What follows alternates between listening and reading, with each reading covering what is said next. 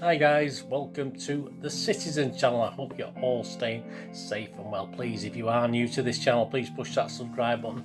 We do everything City, past and present here on these little vlogs, so I do try and inform and entertain, and there's some links on screen as well for Facebook and Twitter where I do post loads of City stuff. So if you follow a friend me on there, I do check every few days and follow and friend everyone back. And if you do get a chance, please have a check out my film and TV channel as well, which I try and inform and entertain on there, and all the latest films and TV drama here in the UK and from around the world. So if you can check that out, that will be fantastic. Anyway, hope you enjoy today's feature.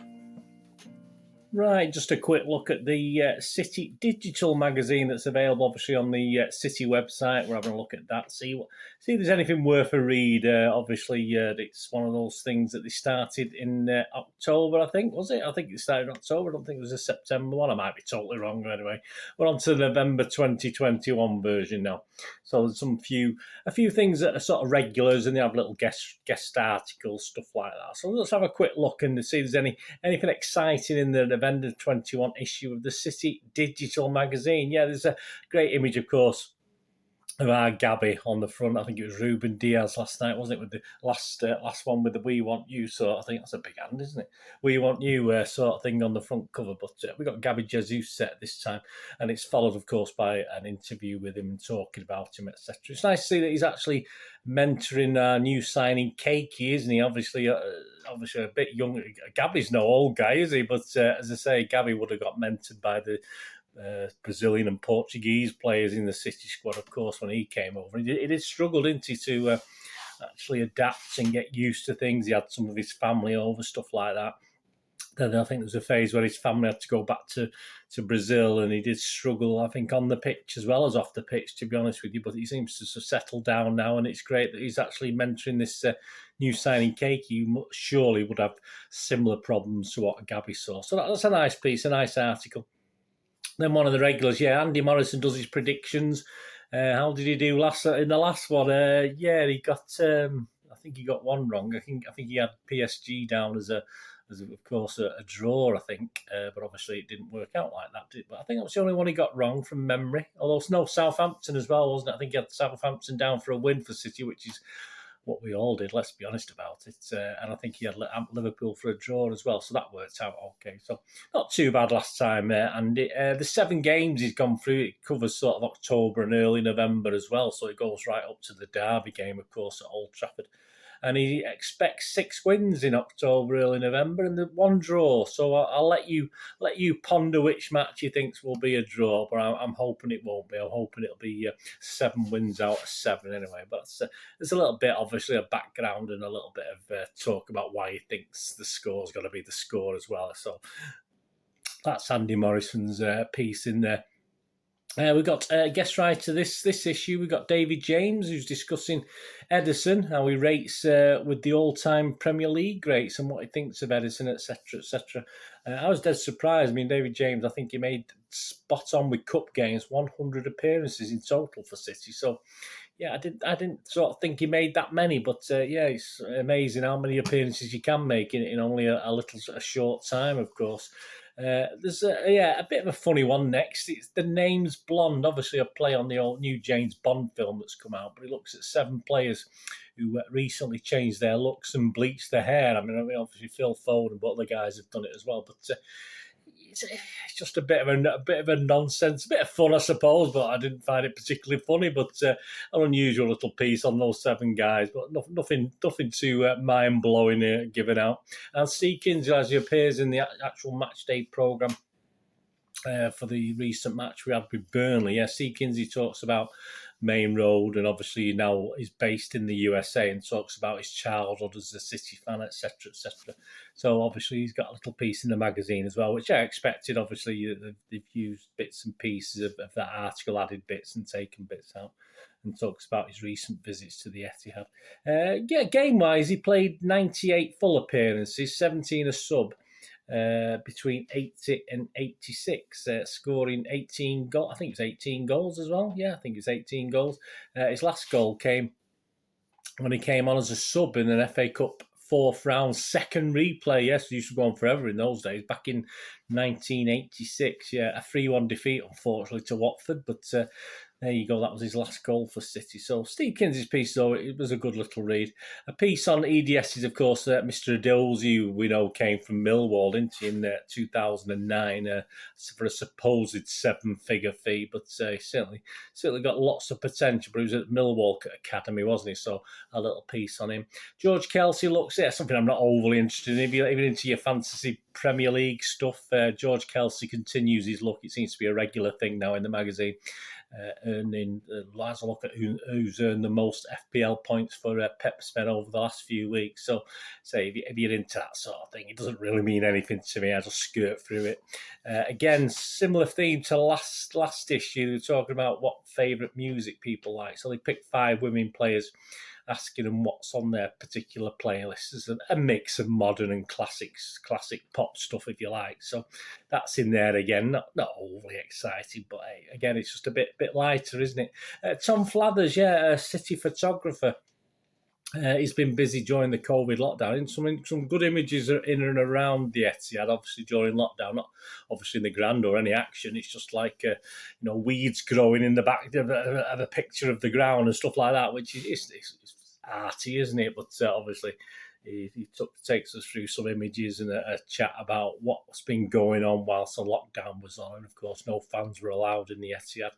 Tommy Doyle, of course, is at Hamburg at the moment, isn't he? So just a little look for him. That's nice. And they've got a good piece, actually. Yeah, he just sends back, it's called Tommy Doyle sends back a postcard from Germany, it is. So, yeah, that was good. It's nice to know how he's getting on. And I know we used to have I can't remember which player it was now, but he used to be responsible for looking after the guys, keeping in touch with these loan guys and stuff. Don't I? I'm sure we've still got one. I'm not too sure off the top of my head who it is, but it's nice to know how people, especially Tommy Doyle, is obviously, even though he's not played much first team football for us, he's sort of, most City fans treat him as a legend already, don't they? Let's be honest about it. And then he goes on to the academy again with David Ball, who was featured in the matchday programme against Burnley in a similar way that Mr. Steve Kinsey was. And it talks about David Ball, who spent 14 years at the academy. The closest he came to making a regular appearance in the first team, of course, was that 4-3 defeat back at Old Trafford in 2009. He came on as a sub in that game, but quite quickly after that, he moved away from City. So he's actually playing over in... for Wellington, our Wellington team, obviously in New Zealand at the moment. But so he talks to say there's elements taken from the programme and added to the programme. That was a good little read, David Ball. For the women, there's a little Q&A with Chloe Kelly, of course, who's obviously had that really bad injury, didn't she? Was it the end of last season or early this season? I can't remember now, but a nice little piece of interview with her. The normal, obviously, Q&A with Marc Riley, who usually has some good guests on. This time he's interviewing a guy called Matthew Maxey. I don't know the guy personally, or I've heard of him, but he runs Enganche, a music PR company. So if you're into music stuff, you might know who that is. But there's a little Q&A, and obviously as a fan, asking him various obvious questions as a fan. It's always nice to know what the people's experiences are with City. When the first game was, what made them support City, all this sort of thing. It's always nice to see that. So the normal Q&A stuff with Marc Riley there, and I think he got to know him by working with him when he was at the BBC. So that's how sort of Marc Riley knows Matthew Maxey. Kevin Cummings, of course, is a regular. He talks about the 2012, the kit shoot this year, the pre-season kit shoot, and how he got together Noel Gallagher and Vincent Kompany for it. So he just chats and some great images of that as well to look at. A best 11 is a good one. Yeah, this is quite a good one. It's a best 11 from Greater Manchester, but obviously, includes Stockport, of course, but we're all from Stockport, aren't we? I think it states there's lots and lots of players, because obviously it's local, isn't it? Lots of players they've had to ignore because there's just not enough room. But it was good to see that best 11. Not the greatest players. Don't get me wrong. No disrespect, but not real legends as such. But it's great to see some of those names that we know so well. And it sort of gets your old memory cells going, doesn't it? Again, back to the women, they've got a little piece on Jill Scott of Jill of all trades, it's called. So not Jack of all trades, Jill of all. Very clever, very pun, if you like. But there you go.